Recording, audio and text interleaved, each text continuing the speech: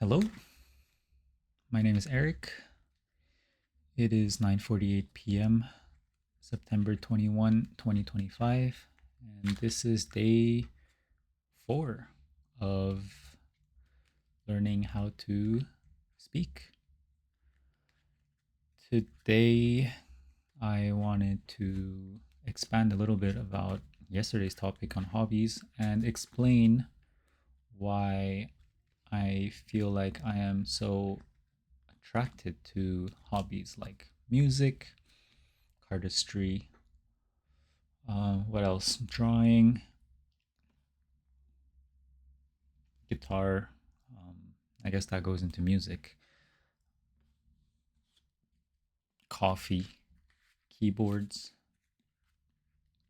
Now, there's a few different points that I could talk about, but the main point that I want to get across is that, yes, while a lot of what I just talked about are like art forms or artistic um, entities, what I really want to talk about is how self driven these hobbies are. I guess I'm having a little bit of trouble trying to express my thoughts, but um, these are hobbies that don't require anybody to get into. Um, they don't require a friend. They don't require a teacher.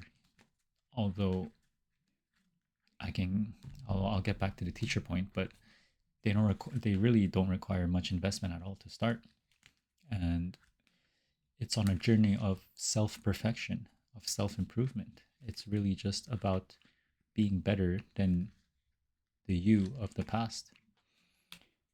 And that's really what draws me to these types of hobbies.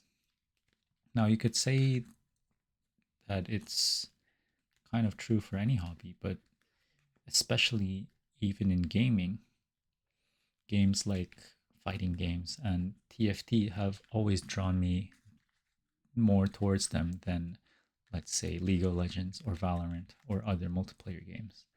And that's because you really have a sense of responsibility. You are responsible for the outcome.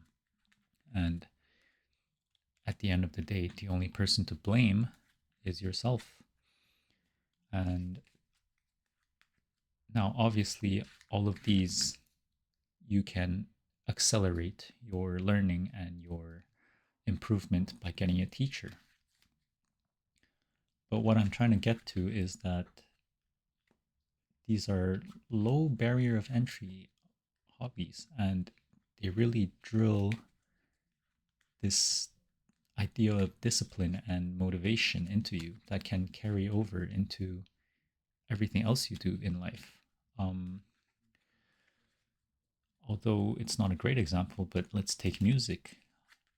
Let's take guitar. A Anyone starting learn any instrument knows how difficult it is at first.